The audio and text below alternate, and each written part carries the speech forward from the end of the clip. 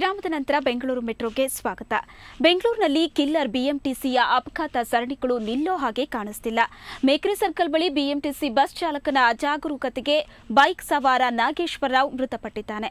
ಅಪಘಾತ ಮಾಡಿ ಪರಾರಿಯಾಗಿದ್ದ ಬಸ್ ಚಾಲಕ ಸಂಜೆ ಪೊಲೀಸರಿಗೆ ಸಿಕ್ಕಿಬಿದ್ದಿದ್ದಾನೆ.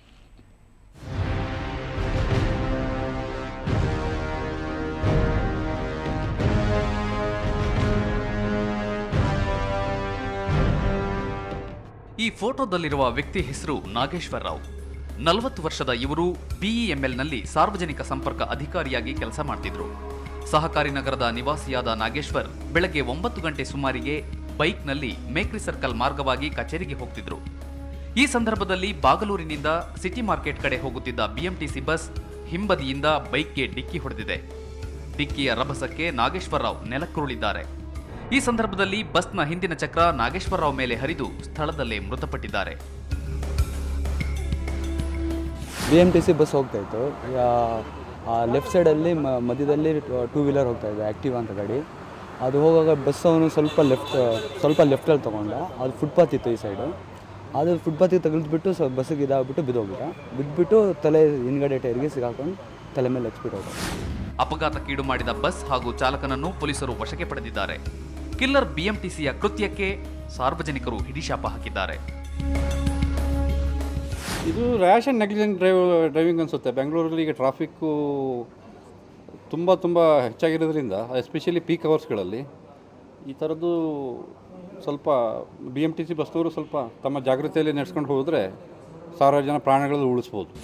ಸದಾಶಿವನಗರ ಪೊಲೀಸ್ ಠಾಣೆಯಲ್ಲಿ ಪ್ರಕರಣ ದಾಖಲಾಗಿದ್ದು ನಾಗೇಶ್ವರ್ ಮೃತದೇಹವನ್ನು ಕುಟುಂಬದವರಿಗೆ ಹಸ್ತಾಂತರಿಸಲಾಗಿದೆ.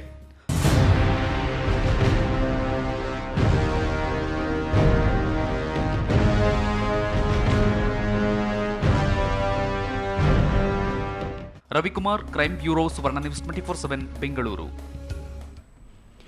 ಜೀವನದಲ್ಲಿ ಜಿಗುಪ್ಸೆಗೊಂಡು ಪತ್ರಕರ್ತೆ ಸ್ಮಿತಾರಾವ್ ಆತ್ಮಹತ್ಯೆಗೆ ಶರಣಾಗಿದ್ದಾರೆ.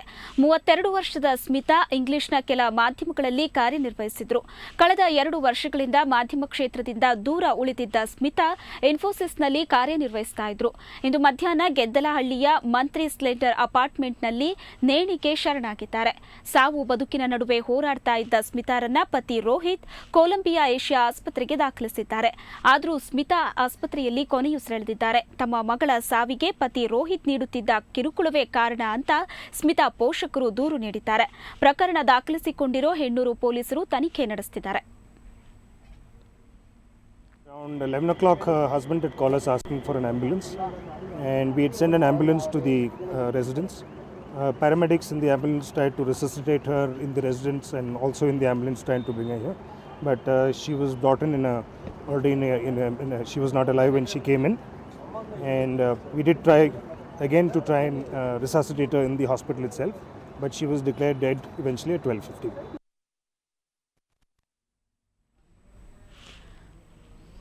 ಕರ್ನಾಟಕದಲ್ಲಿ ಚಿನ್ನದ ದರ ಇವತ್ತು ಎಷ್ಟಿತ್ತು ಅಂತ ಬನ್ನಿ ನೋಡೋಣ.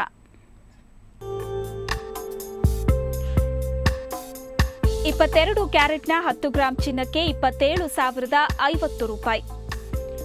ನಿನ್ನೆಯ ದರಕ್ಕೆ ಹೋಲಿಸಿದ್ರೆ ಇಂದಿನ ದರದಲ್ಲಿ 270 ರೂಪಾಯಿ ಏರಿಕೆಯಾಗಿದೆ. ಇನ್ನು 24 ಕ್ಯಾರೆಟ್ನ 10 ಗ್ರಾಂ ಚಿನ್ನಕ್ಕೆ 29,250 ರೂಪಾಯಿ. ನಿನ್ನೆ ದರಕ್ಕೆ ಹೋಲಿಸಿದ್ರೆ 24 ಕ್ಯಾರೆಟ್ನ ಇಂದಿನ ದರದಲ್ಲಿ 160 ರೂಪಾಯಿ ಏರಿಕೆಯಾಗಿದೆ. ವಿರಾಮದ ನಂತರ ಬೆಂಗಳೂರು ಮೆಟ್ರೋ ಮುಂದುವರಿಯುತ್ತೆ.